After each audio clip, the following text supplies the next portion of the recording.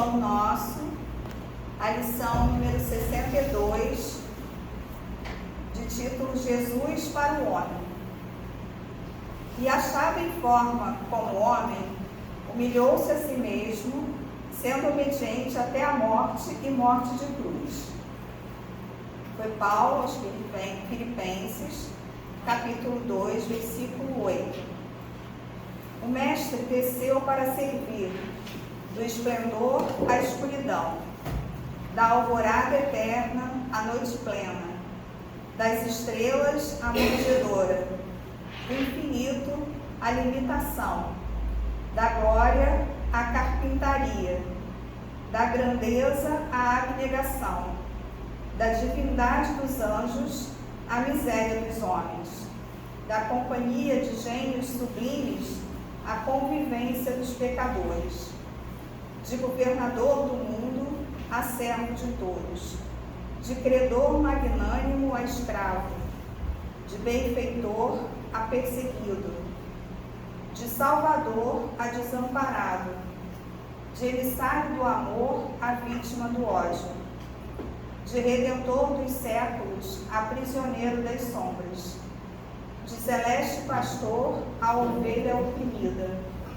de poderoso trono a cruz do martírio, do verbo santificante ao anunciado silêncio, de advogado das criaturas a réu sem defesa, dos braços dos amigos ao contato de ladrões, de doador da vida eterna a sentenciado no vale da morte.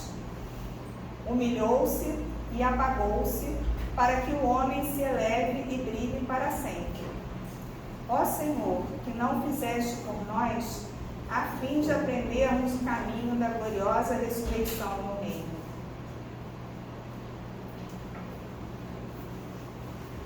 Bom, vamos então fechar nossos olhos. Vamos elevar agora nossos pensamentos a Deus Pai, ao Mestre Jesus, aos irmãos que nos ajudam aqui nesse trabalho da casa, para que eles continuem nos amparando, agradecer podermos estar aqui, agradecer pela disponibilidade da nossa irmã de vir aqui nos transmitir a mensagem de hoje, pedir que nós estejamos abertos a essa mensagem, para que possamos depois refletir sobre ela e que ela nos ajude na nossa caminhada. Obrigada, Pai. Graças a Deus.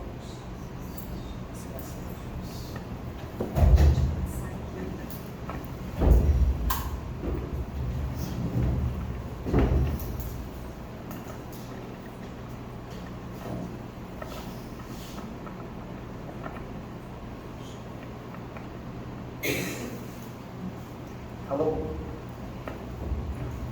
Que o Senhor Jesus abençoe todos nós nessa manhã de domingo ensolarada, onde nós poderíamos estar fazendo mil coisas. E é bom fazer também as outras mil coisas, porque aonde estiver reunido dois ou mais em seu nome, ele ali estará. Mas nós optamos hoje e nos reunimos aqui na Casa Espírita. E Casa Espírita é aquele ambiente fundado por Jesus, né, que é o campo aberto por Jesus, e é Jesus que induz, que conduz nós, os sofredores, para esse ambiente, que é ponto de luz. Então, o tema de hoje é um tema complicado, mas é um tema que tem que ser dito, tem que ser refletido, que é sobre nossa iluminação. Mas isso foi preconizado por Jesus. Então, lá em Mateus, capítulo 5, no item 14, um texto pequenininho, onde Mateus anotou, dizendo: vós sois a luz do mundo. E Mateus, os historiadores dizem que não tinha anotações de nada que Jesus falou, parece, até o ano 70, segundo os historiadores oficiais. Mas no livro Paulo Estevão, Emmanuel, e a gente vai ficar com Emmanuel, quem não quiser não precisa não, mas a gente vai optar em ficar com Emmanuel. Ele, quando lá na Casa do Caminho, que foi a primeira casa espírita constituída como casa espírita, que Gesiel chega até a Casa do Caminho e Pedro viu que aquele rapaz conhecia muito dos profetas, dos antigos filósofos deles. E aí ele pergunta, você é tão conhecedor das escrituras? Aí ele fala, não, ele explica por que ele conhecia e fala, e eu aguardo o Messias. Aí ele fala, mas o Messias já veio. Ele falou, como o Messias já veio? Porque ele estava em galera, ele era preso, ele era escravo. Aí houve um acidente com a galera dele, com o navio, e ele foi parar numa praia e um ladrão se aproximando dele, quando viu que ele não estava morto, e um ladrão, porque ele falou, não, então eu vou te ajudar. Aqui perto tem alguém que eu conheço que eu posso te ajudar, que é Efraim.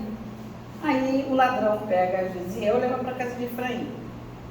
Chegando na casa de Efraim, Efraim falou assim, bom, eu aqui não tenho tantos recursos, mas eu sei para onde eu vou te levar. Aí junta Efraim, Gesiel e o ladrão, que estava sem nome.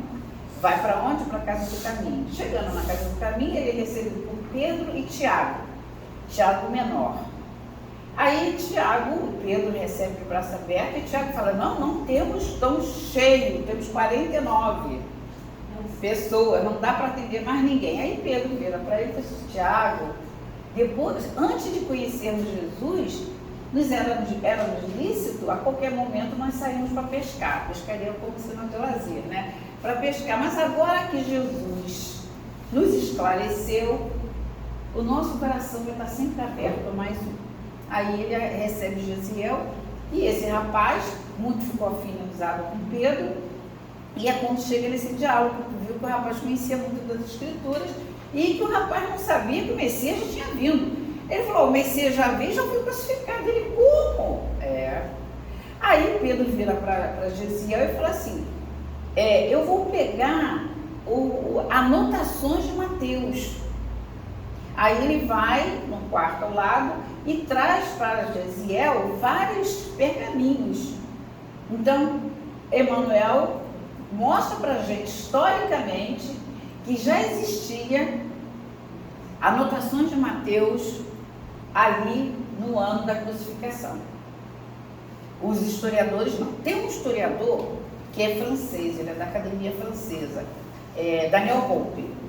Ele é especialista em Jesus. Então ele diz assim, o próprio historiador diz assim, dizem os cientistas históricos, né, que ele fala só cientista, que não existia anotações na época de Jesus que não tinham feito. Porém, não é, ele diz assim, não é lógico porque Mateus conhecia as letras. E é verdade. Mateus era extremamente intelectualizado. E ele fala assim, olha que interessante, ele fala assim, e Mateus, ele tinha uma compulsão por escrever, que Mateus tinha um transtorno. Ele chama de compulsão. Mateus tinha compulsão por escrever. Então, como ele anotava tudo, não era possível que ele não fosse anotar as ideias do Cristo. Isso um historiador, tem vários livros, eu tenho 6 livros dele, tudo sobre Jesus. Tem um que é fabuloso, chamado A Vida Diária na Época de Jesus. Então eu falo da alimentação, das plantas, da época de Jesus, planta que tinha, que não tem mais. Ele fala assim, a tomate que a gente usa hoje em dia é impossível ter na época de Jesus. Então esse livro, outros ele vem falando de outras questões. Então voltando para Emmanuel, que Emmanuel relata esse fato, então Pedro entrega o pergaminho para Gesiel, e Gesiel devora aquilo ali. Então ele fica um especialista em evangelho. Então ele se transforma num grande evangelizador chamado, esse mesmo que vocês estão falando, Estevão, que antes era Gesiel.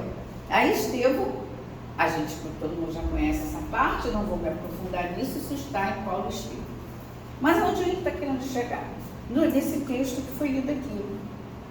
Vós sois a luz do mundo. Esse pedaço, vós sois a luz do mundo, Gesiel refletia demais, por isso que eu trouxe essa parte, para a gente refletir na autoiluminação. Ele falava, nossa, mas era isso que eu sempre acreditei, que para se iluminar tem que ser de dentro para fora. Por quê? A cultura hebraica, tudo era exteriorizado. ele não tinha ainda, a não ser os essênicos. Os essênicos, lembra do essênico?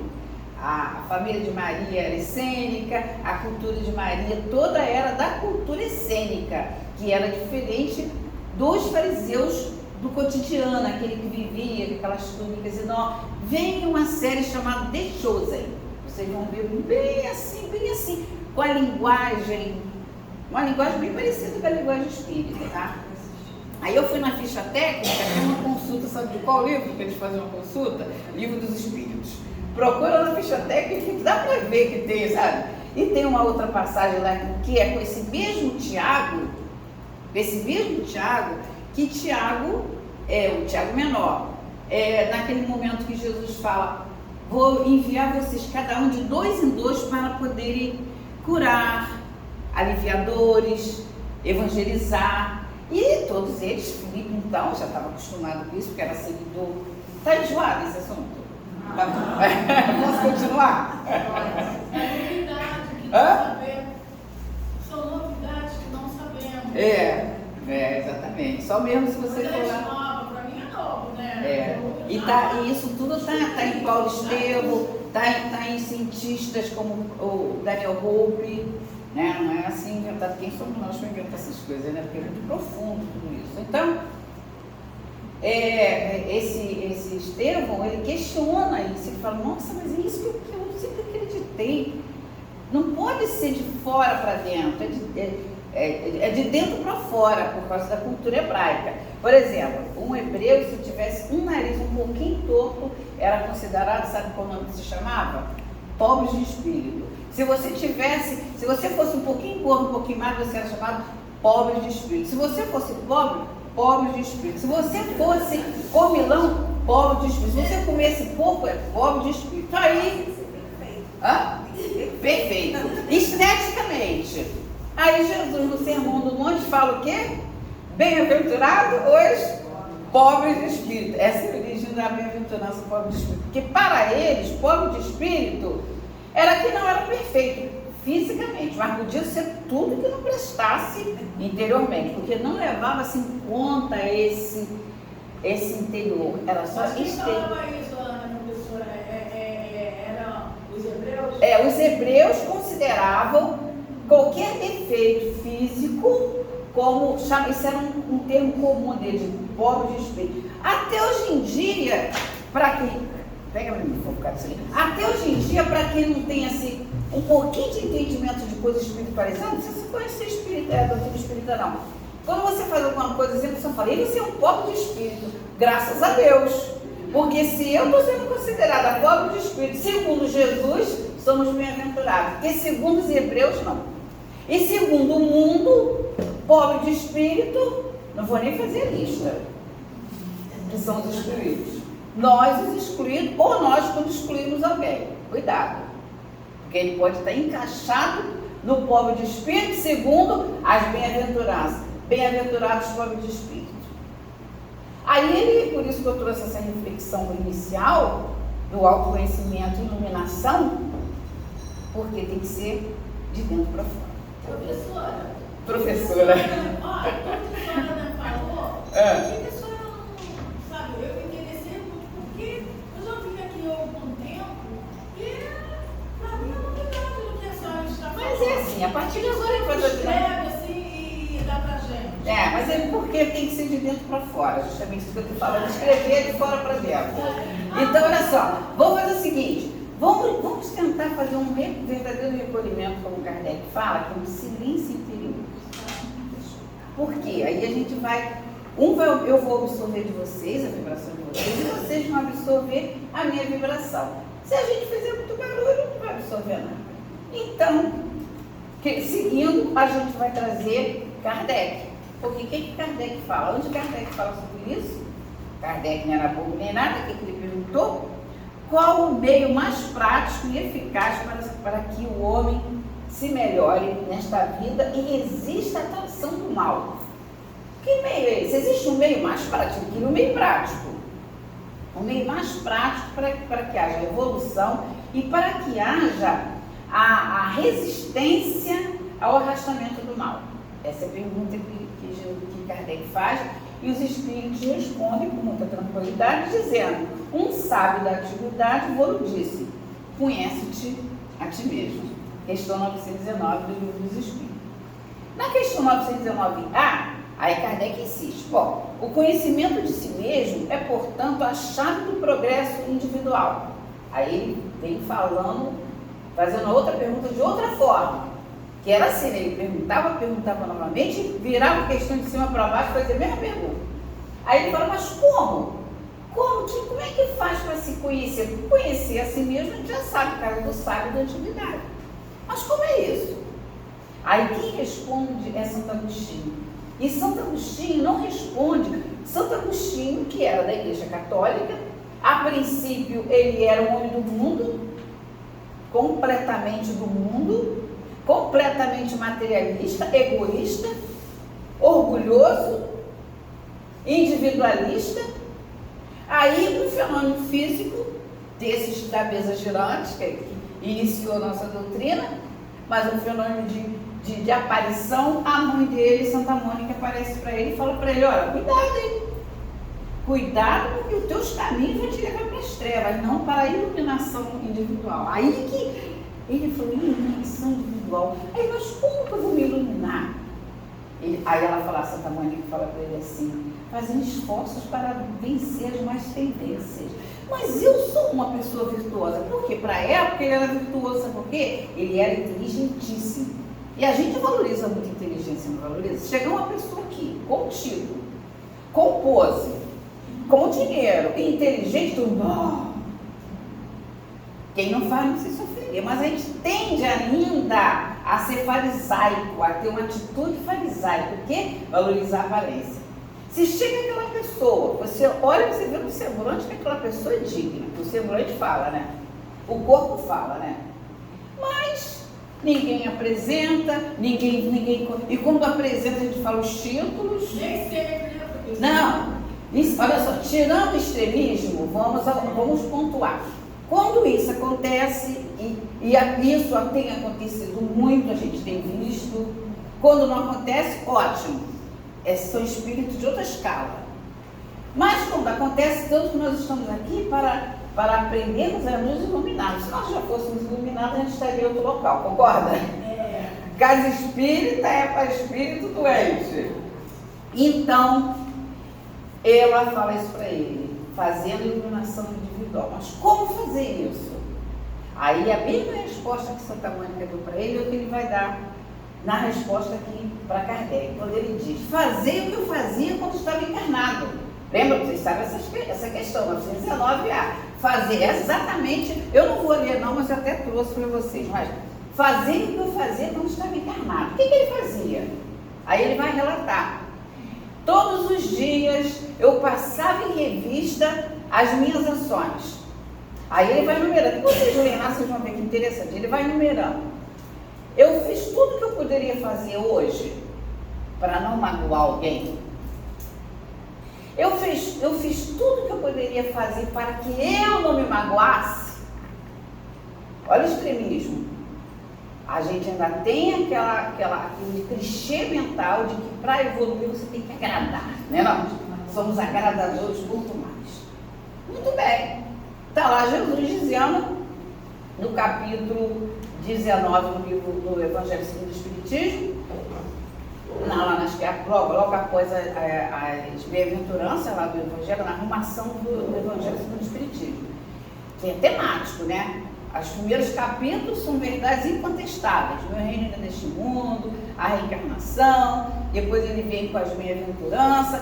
Fizemos um curso, aprendemos, aí ele vem com amar a Deus acima de tudo e o próximo como a si mesmo. Bom, aí já é uma outra dinâmica.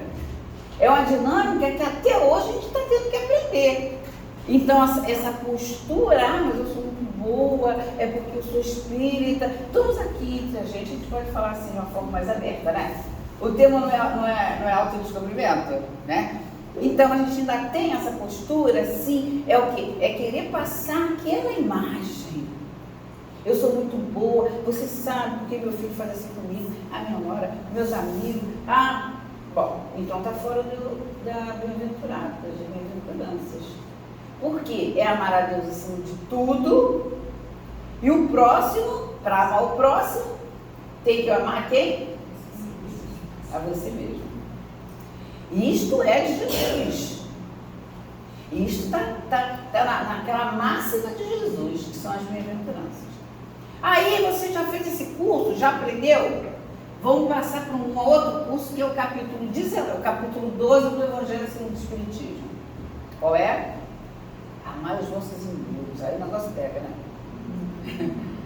Não é logo depois, que é o capítulo 12 do Evangelho segundo o Espiritismo? Está saindo? Bota aqui, não, bota aqui para mim, que saiu. Então, está vendo que é temático a forma que o Consolador Prometido organizou? Porque Jesus falou, quando ele começou a anunciar para o seu grupo evangélico que ele iria retornar, que Pedro ficou com aquele temperamento exaltado, né? E aí Jesus fala, não turbe o vosso coração, credes em Deus e credes também em mim. Lembra o que ele falou depois, né? É isso mesmo. Que eu vos enviarei o Consolador Prometido, que tudo irá esclarecer, todos os véus serão levantados. Aí em 1857 é lançado o Livro dos Espíritos. Aquilo que Jesus tinha prometido e que falou para João. João era considerado um dos discípulos mais novos daquele grupo. Dizem, inclusive, tem autor que diz que não, mas a grande parte dos autores diz que ele devia ter mais ou menos de 15 a 16 anos, por aí. Mas foi o que mais percebeu a essência. Quando você vai no Evangelho de João, você vai diferenciando do Evangelho de Mateus, por exemplo, que anotava tudo, mas João percebia o que estava por trás daquelas palavras de Jesus. Então é o único evangelista que fala na vinda do Consolador Prometido. Quando o Espírito Zéfiro começou a se comunicar com Kardec, lá na casa da família Bourdain, e que ele é um espírito bom, mas ele tinha um perfil de humor, que era um humor bom. Ele tinha um perfil de humor. Então, quando que Kardec se aproxima, ele salva Kardec como tipo um papa. Aí Kardec, opa! Aí ele, quando ele vai declarar que Kardec, que era Rivail, tinha tido uma encarnação como druidas celtas, mas druida que é do povo céltico, os druidas eram os professores, os sacerdotes, tanto que depois ele coloca o pseudônimo Kardec. Então a origem, nós não estamos estudando a história do espiritismo aqui, mas isso tem a ver com o nosso autoconhecimento. Por quê? Se nós não soubermos a nossa origem, muita coisa fica onhato. Então, a questão da origem, qual é a origem do homem do planeta Terra? Quando a gente vai estudar alguns transtornos, por exemplo, a loucura e o suicídio, tem várias perspectivas para se estudar, para se fazer campanha contra. A gente tem a perspectiva médica, que são as medicações, a perspectiva psicológica, quando vai se analisar os estresses e outras coisas mais. A perspectiva sociológica, que são as percentuais, isso e aquilo. A perspectiva psicológica, o motivo com que a gente sofre, porque a gente tem transtorno, porque isso começa na melancolia, que vai para a depressão, e muitas das vezes tem sido um índice grande de suicídio. Se você estudar só por essa perspectiva, fica faltando alguma coisa. Por quê? Fica faltando a perspectiva espírita. Na perspectiva espírita, você vai à origem. Qual é a origem? Evangelho segundo o Espiritismo, capítulo 3, o item 15. Há muitas moradas na casa do meu pai. Então, nesse capítulo e nesse item, ali vai ser falado, só para confirmar, é isso mesmo. Ali vai ser falado qual é o perfil do homem do planeta Terra, que é o perfil da nossa origem, dos nossos sofrimentos. Por isso que vai tomar remédio, ajuda. Vai procurar o psicólogo, ajuda. Vai procurar, ajuda. Mas fica faltando, se faltar esse, você não consegue. Então, tem muita gente que se trata. Mas continua daquele mesmo impulso. Por quê? Olha o perfil do homem do planeta Terra. Ele é rebelde, perfil. Não vamos ser extremistas. Tem gente que não é rebelde, lógico. Doutor Bezerra de Menezes era rebelde? Eurípides Passanufo era rebelde? Ó, e muitos outros por aí. Estou falando que é ícone que a gente conhece. Tem muita gente desconhecida que não é. Mas a grande maioria de nós outros, porque se você não for rebelde, você não tem depressão. Se você não for vicioso, você não tem depressão. Se você não for exilado, você não tem depressão. Você não tem doenças da alma se você neste planeta não for uma dessas coisas. Então você vai ser o que nesse planeta? Um missionário, né? Um espírito da escala dos espíritos bons, lá da escala espírita do livro dos espíritos.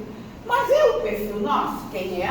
Ótimo, mas a gente está querendo aprender a nos iluminar. Para nos iluminarmos, a gente precisa conhecer e identificar esses perfis nossos. A gente é indignado por qualquer coisa. Que droga, está chovendo, e vai fazer sol, e esse trânsito, e essa comida. Tudo a gente se indigna. Mas a gente não fala para os outros por cima. Pior ainda, a gente aponta o dedo para quem faz, porque o outro é o nosso espelho. Eu fiz um levantamento rápido das obras que nós temos, e que identifica tudo isso na gente. Vamos em Joana de Ângeles. Série psicológica de Joana de Ângeles. Rapidamente.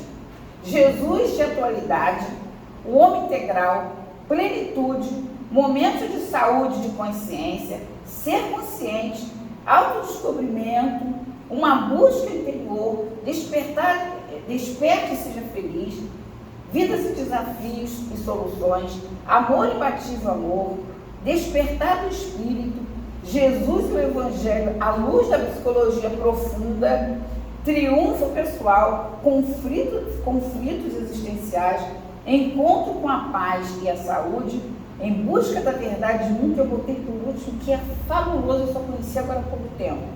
Psicologia da gratidão. Porque o que nós temos de índice de ingratidão é enorme. Então, por isso nós adoecemos. Por isso que a iluminação, e olha quanta ferramenta já tem no planeta Terra. A gente às vezes até tem na estante, mas a gente, meu marido, usa essa ferramenta, a gente reflete, a gente usa, a gente estuda, ou a gente ainda não vê trabalho como bom? A gente ainda vê trabalho como uma fórmula. Quem trabalha igual escravo. Então quem trabalha é escravo. Ou a gente já vê trabalho como a questão do livro dos Espíritos, 675. Trabalho na definição dos Espíritos. Trabalho é toda ocupação útil. Nós estamos trabalhando aqui. E não estamos recebendo. E tem trabalho que se recebe muito. Para os espíritos não é considerado trabalho, porque não é ocupação útil. Corrupção é ocupação útil. Venda de tóxico é ocupação útil. E por aí afora, não vamos listar não. Mas então a gente já vai aprendendo que no momento que você está conversando com o outro, não está marcado que nem aqui, organizada, não, estou no papo onde você está alimentando aquela pessoa de esperança. Não, minha amiga, que isso? Não pensa assim não. E começa.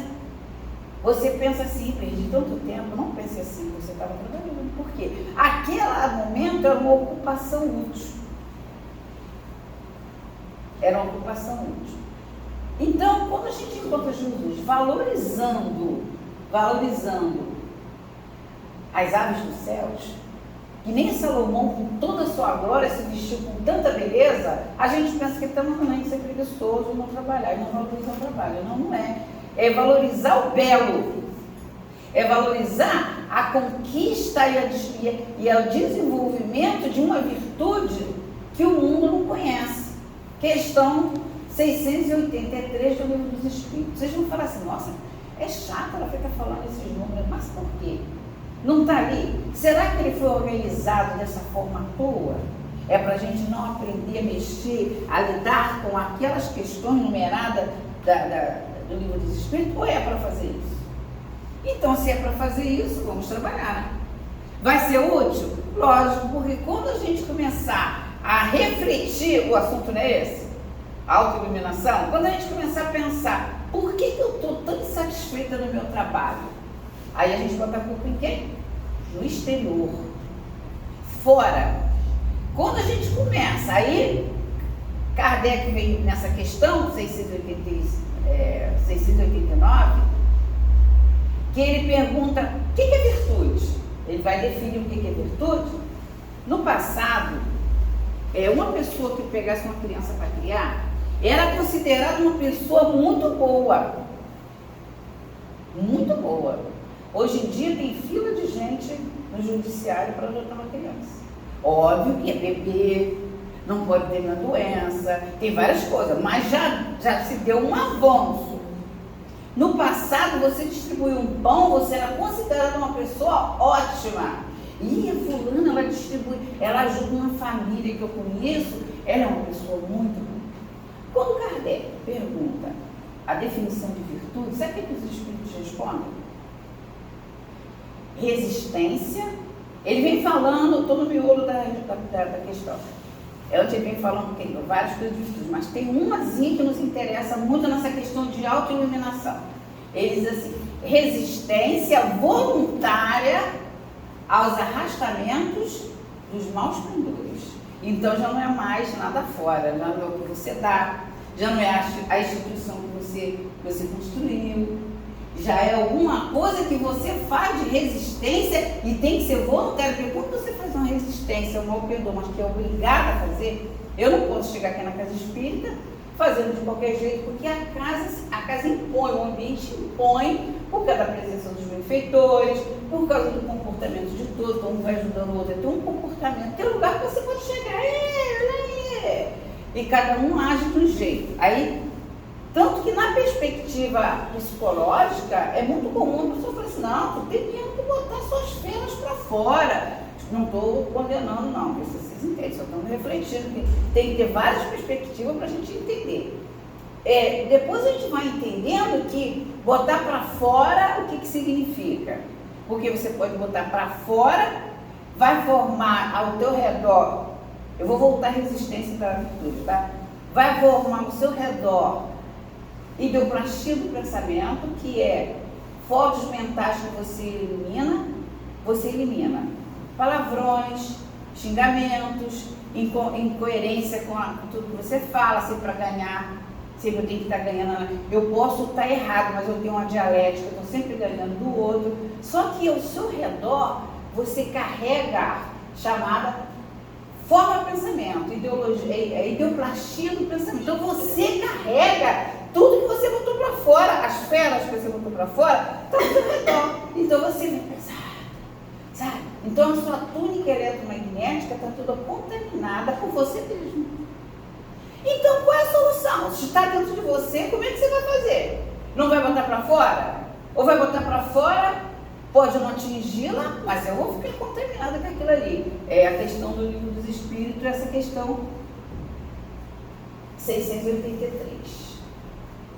É 693, que é o seguinte, como é que eu faço para ser virtuoso?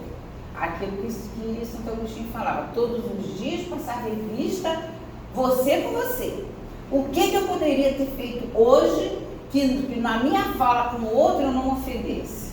Que na minha fala com o outro eu não fosse debochado?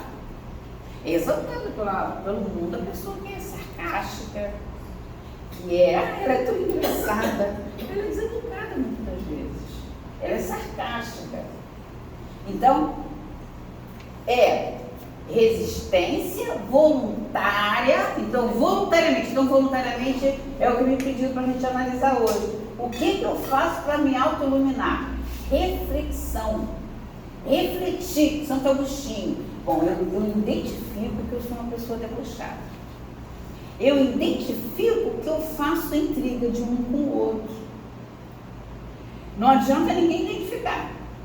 Tem que ser você que tem que se identificar. Se não se identificar, o que vai acontecer? O outro vai falar para você, você vai acumular às vezes mágoa. Então, o outro pode me ajudar a identificar? Pode, mas você vai precisar fazer isso que a questão 908 vem trazendo para a gente do Livro dos Espíritos. Que é o quê? Qual é a questão 908?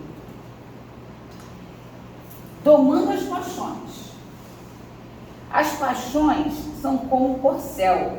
Essas paixões, algumas que eu citei, outras não conseguimos citar, que só tem utilidade com o governador e que torna perigoso desde que passa a governar. Então, quando a gente sai atropelando em nome de quê? De ufa, me esvaziei. Eu aprendi que eu tenho que esvaziar, porque senão eu vou ficar... Esse esvaziar é a lei de causa e efeito. Vai retornar para você, porque veio de você. Aí então a gente tem que conhecer a lei de causa e efeito, a lei do retorno. Então são questões da filosofia espírita que a gente precisa conhecer. Não adianta apenas ter o livro na estante. Isso é fazer resistência voluntária. O que é isso? Bom, eu estou vendo que eu não estou lendo, refletindo, conversando, ouvindo sobre esse tema, porque esse tema me incomoda e esse eu não quero ouvir. O que eu quero ouvir? Eu quero ouvir uma palestra que faça ouvir o tempo todo. Eu quero ouvir uma palestra que fale de tema que não me incomode. Porque se esse tema me incomodar, eu faço o quê? Eu bloqueio todas as minhas percepções daquela questão em si. Aí eu não estou fazendo resistência voluntária, tem que ser voluntária. Eu tenho que pegar aquele assunto voluntariamente para ouvir. Pensa que eu vou deixar de ser o que eu sou? Não, mas eu já vou começar a me movimentar para tal. Quantos anos? Pode ser várias encarnações, mas um dia você começa. Porque nós somos eternos. Então, isso aí é atemporal. Eu posso começar agora para ter efeito em outras existências, mas agora o que é importante foi a primeira martelada. É essa que eu decidi, vou começar a melhorar. Vou começar a analisar o meu comportamento com as outras pessoas, não analisar o comportamento das outras pessoas comigo. Não tem outro jeito. É o que Santo Agostinho trouxe. Fazer o que eu fazia todos os dias.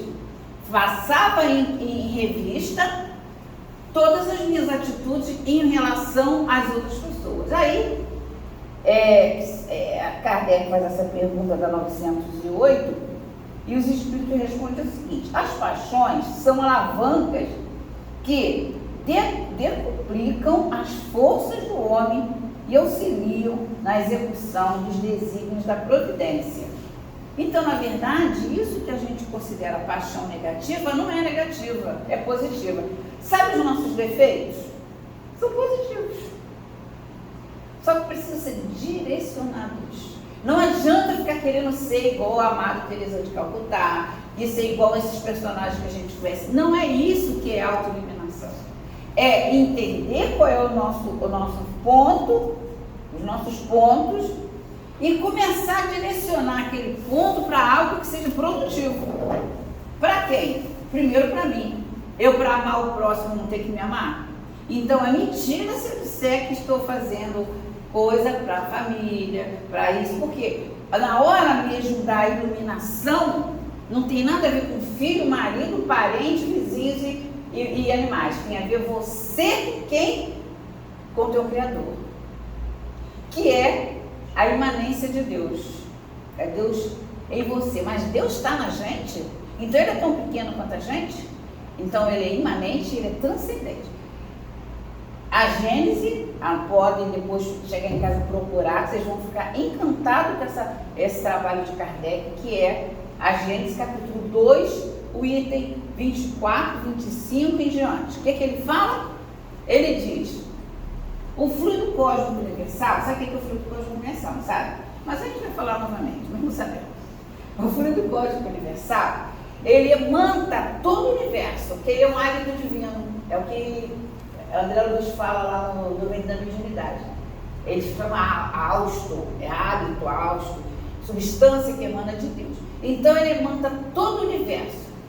E é a partir do fluido cósmico universal que todas as matérias são derivadas.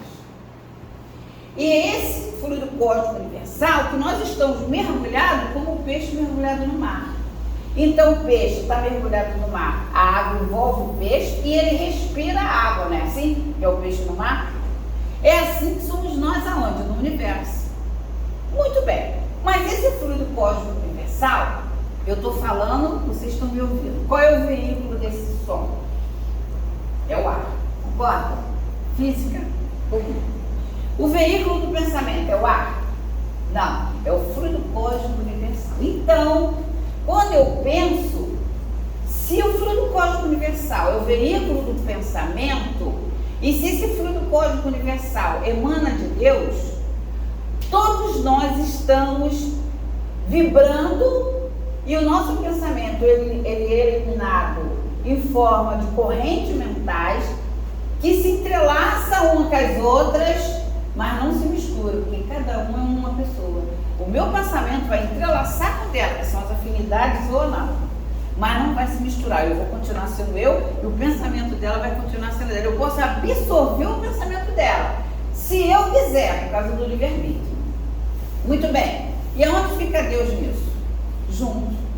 Porque o fluido cósmico universal, a gente pensou, a gente aciona ele. Vai direto para onde? Para onde ele originou, para Deus. E Deus envia para a gente, que é Deus imanente, envia para a gente, pelo fluido cósmico universal, imediatamente. A gente agora precisa ter aquilo que Jesus falou. Olha o que Jesus vai voltando a Tiago. Que Jesus, quanto tempo eu tenho? Aqui. Olha o que Jesus falou para Tiago. Tiago, voltando àquela questão de Jesus mandou de 2 em 2 para trabalhar. Tiago vira para Jesus e fala assim: mas Senhor, eu não posso. Dizem que Tiago era irmão de Jesus. Dizem, ninguém prova. Mas tem vários vestígios de ser. Tu me conheces, quer dizer, já conhecia Tiago há muito tempo, Tiago menor. Tu sabes que eu tenho limitação. Ele tinha uma deficiência de locomoção. Tiago menor. Tu sabes que eu não consigo acompanhá-los, eu não rendo, aí ele vai. Aí Jesus fala assim: sim, qual o problema? Mas eu vou atrapalhar o grupo ali, você vai fazer a sua parte. Mas o ponto que eu quero chegar é o seguinte: aí Tiago fala assim: mas o senhor poderia ter me curado, o senhor curou tanta gente, não me curou. Jesus vira para mim: você quer ser curado? Ele quer, você nunca me pediu. Senhor, eu quero ser curado. Olha só, gente, olha a reflexão. Jesus vira para o Tiago e fala assim: Tiago, eu posso te curar, e tu sabes que eu posso fazer isso. Mas qual será melhor? Você louvar a Deus sem se curar? Porque curar-se, eu curei mais de 1000, vou curar mais ainda. Agora, você curar sem ter se curado, você vai brilhar eternamente. Gente, é lindo, sabe o que é isso? Provas e expiações. Só a doutrina espírita passa para a humanidade o seguinte: você pode sim, mas não tem coisas que você tem que resgatar para a lei?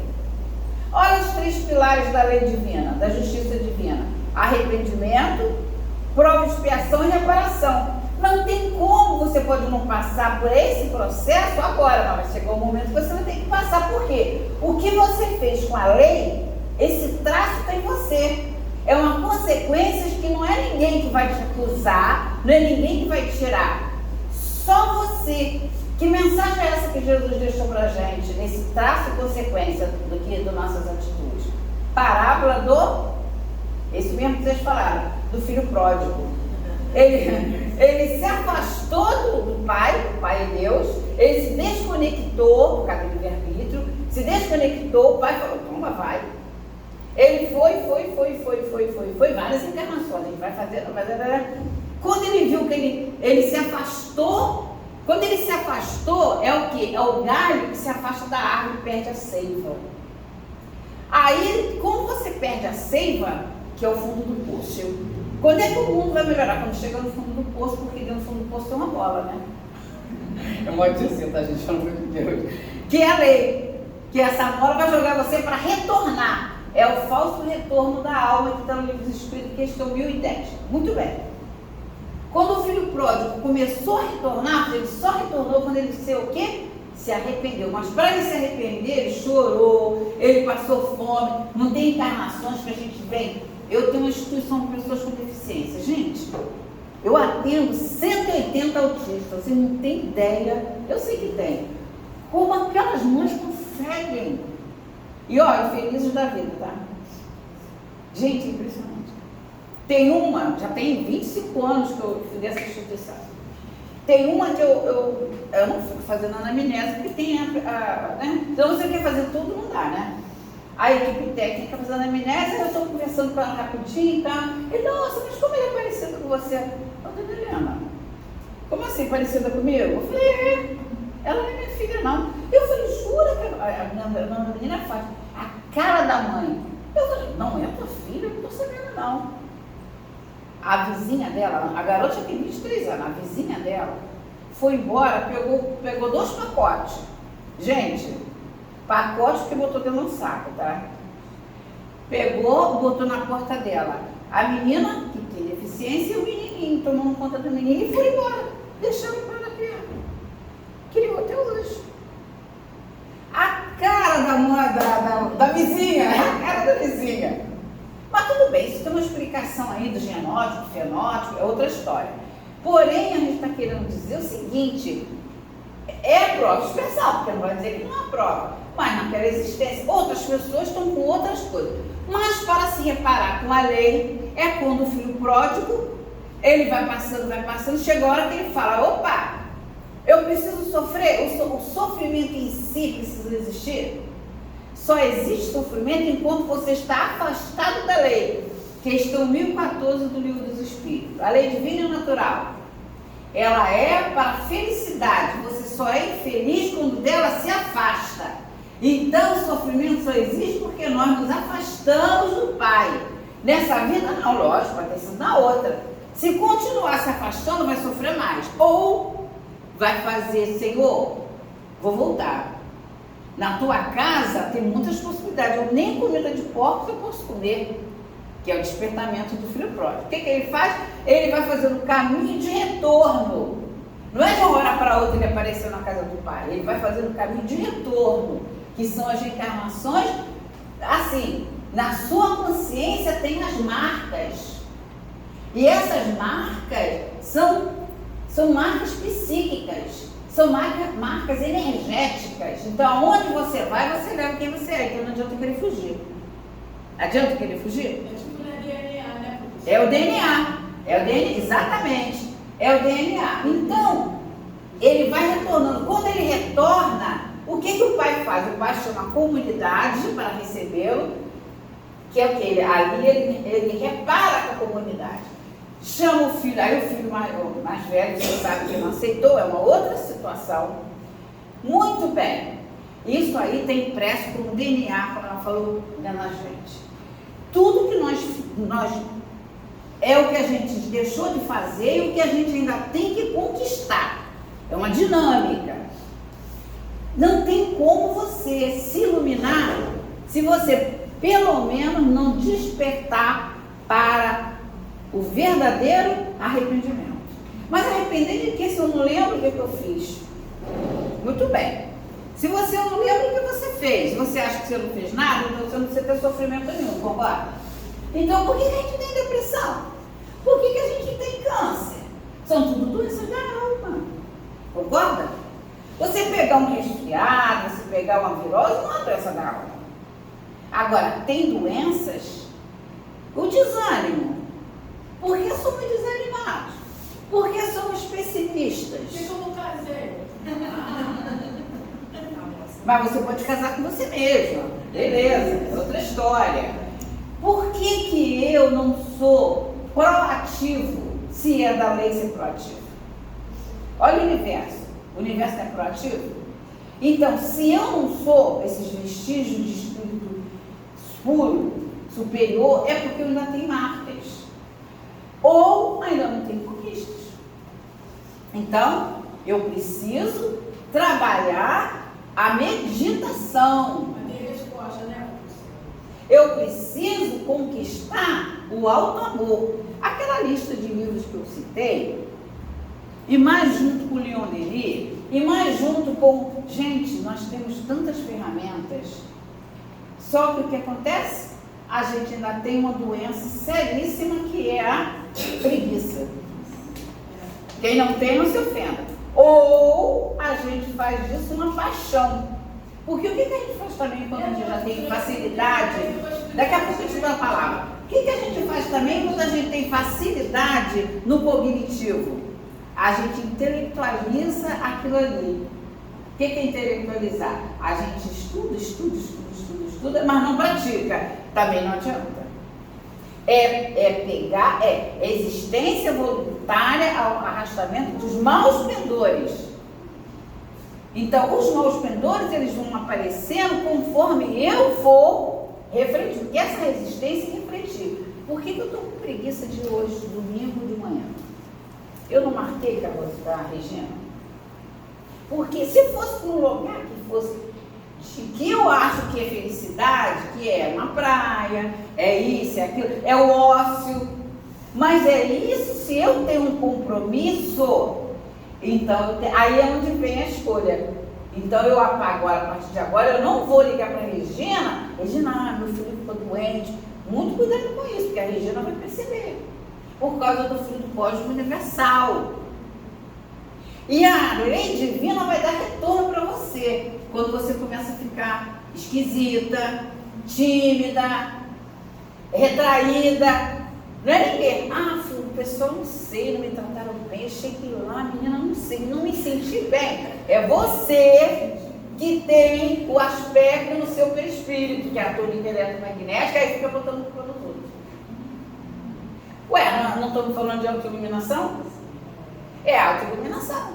É resistência voluntária aos arrastamentos dos maus pendores. Os maus pendores são as nossas desculpas esfarrapadas, desviar, botar responsabilidade na família, no outro, na doença. Aí vai ficar doente mesmo. Vai ficar doente mesmo. Porque às vezes você tem uma doença no corpo, mas a alma não é doente, então você vai trabalhando mesmo doente. Por quê? Mas não precisa, mas você não está mais trabalhando porque precisa. Você está trabalhando porque o trabalho é uma lei. Que trabalho? Não estamos falando mais só em trabalho de remuneração. Estamos falando em movimento. Em movimento. Movimento da alma. Já viu o trabalho mais gostoso do que sair e tomar um café com a amiga? É trabalho. Quem considera esse trabalho? Você, meu Deus, você pensou, você trocou essa ideia. Não já viu que você sai dali e parece, puxa, fulano, foi tão legal aquilo, né? Que pena, né? Que a gente Porque é um trabalho de movimentar o psiquismo, trabalho de interagir com o amor. Então, a gente já vai finalizando. A gente eu fiz um apanhado, óbvio que esse apanhado não vai ser possível, mas a tônica maior, então só para a gente estar sabendo que tem uma questão que eu quero citar, que é do Livro dos Espíritos, é do Evangelho, que diz assim: reconhece-se o verdadeiro espírita, por quê? Como é que se reconhece? Todo mundo já sabe, sei que não precisa responder. Reconhece o verdadeiro espírita pela transformação moral, pelos esforços, não é perfeito não, tá vendo? É transformação moral e pelos esforços que emprega para domar as suas más inclinações. Gente, isso aqui está, capítulo 17, item 4 do Evangelho segundo o Espiritismo. Isto é perfeito. Então, o verdadeiro espírita, não é quantas vezes você trabalha na cura? Não. Pois eu trabalho na cura, eu trabalho na desobsessão. Isso tudo é maravilhoso. Mas você pode estar fazendo isso pela compulsão de trabalho. Tem que ter muito cuidado com a questão da compulsão. Você de repente pode ir na casa espírita. Eu sou fãzoca de casa espírita, tá? Sou mesmo. Porque a gente vem com 69 anos, eu casei com um grupo, com gente que frequentava o grupo jovem, vocês imaginam, né? que acaba casando ali mesmo, né? Que vai fazendo tudo. Então, mas tem que ter cuidado com compulsão, de ir por causa do condicionamento. Sócrates fala assim: eu vejo a multidão procurando os templos para se consultar com as pitonisas. Vou casar? Vou ganhar fortuna? Vou fazer isso, vou fazer aquilo? Então a gente tem que ter cuidado, porque durante esses milênios nós já ganhamos o condicionamento de procurar templos. Por quê? Primeiro que a ideia de Deus é inata, né? Está lá na questão 649. Deus é conquista da sociedade ou é inata? Os Espíritos falam, a ideia é inata, porque nós já estivemos com Deus. Isso é pouca coisa? Não, na hora da criação, não nós estivemos com Ele. Nós temos, como nossa amiga falou, o DNA divino. Nós temos, a verdade é essa. Então, nada é por acaso, né? Não, lógico. Então, a gente já tem, outra coisa que é inato, é adoração. Adorar o divino. Adorar o Deus que a gente sabe que é Deus. Para a gente agora não é o velhinho de barba. Não é isso? Como foi definido Deus pela doutrina espírita para a gente? Inteligência suprema do universo e causa primária de todas as coisas. Então a nossa dor não é a causa primária. A causa primária é Deus está permitindo que nós passemos por essa encarnação, porque ela vai nos livrar de quê? De marcas que nós temos na nossa alma. Para quê? Para nós sermos felizes. Que é o arrastamento, que é o afastamento da lei divina. Para purificar, né? Que é para iluminar. Então, eu preciso ter o auto-amor, que eu tenho que aprender a me amar, a me valorizar. Não tem outro caminho, esse é o caminho. Eu sou o caminho, a verdade e a vida. Quando Jesus falou, eu sou o caminho, a verdade e a vida, é o nível de autoestima lá em cima, concorda? Que na época até os seus discípulos ficavam assustados com o que ele falava. Quem quiser me seguir tem que comer minha carne e beber meu sangue. Eles interpretaram como? Literalmente. Ele tinha 500 discípulos, ficou só com os 12. E os 12 ainda ficaram. Mas não mais, sabe por quê? A gente vai aprendendo aqui a espiritualizar a ideia e não materializá-la. Então, as ideias a gente vai aprendendo já a ter uma dinâmica transcendental, porque o que a gente ainda faz é tudo, a gente materializa. Eu acho que já está na minha hora, né? Olha, Kardec diz o seguinte, no livro dos Médiuns, o Método, capítulo 3, não existe professor de doutrina espírita, mas existe ensinar. Aí ele diz, como que se ensina? Pela conversação, é isso que a gente está fazendo aqui. O que eu estou passando hoje, depois outra pessoa vai passar e a gente vai ouvir. Então, o ensinar existe, agora professor não. Porque é o ensino universal e transcendental. Professor só Jesus. Ensinar alguma coisa. Eu sei, estou brincando. Desculpa, quem sou eu com a imitação? Nada, isso está ótimo.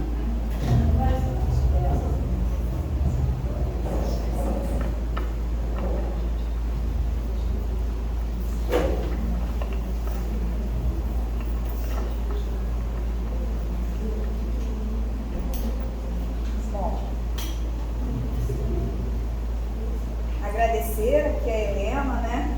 Pelo tempo que ela disponibilizou aqui para compartilhar essa mensagem com a gente, esse estudo dela. Pode repetir esse estudo, né? Outra vez, né? Isso, muito bem-vinda, eu tenho 2 convites aqui para fazer a todos. Um é o estudo, né? Para quem tem o interesse de estudar a doutrina espírita, que ainda não teve oportunidade ou quer revisar, né, a doutrina espírita, vai começar agora, dia 5 de agosto, o estudo sistematizado da doutrina, que é o ESD.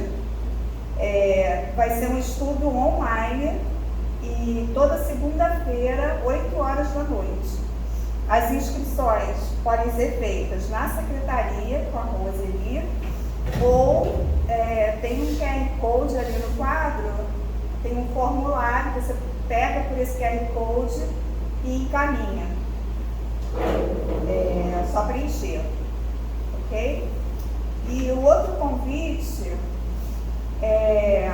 para quem chegou um pouquinho mais cedo, estava sendo transmitido aqui um vídeo que é com relação ao encontro do Quinto Seu, né?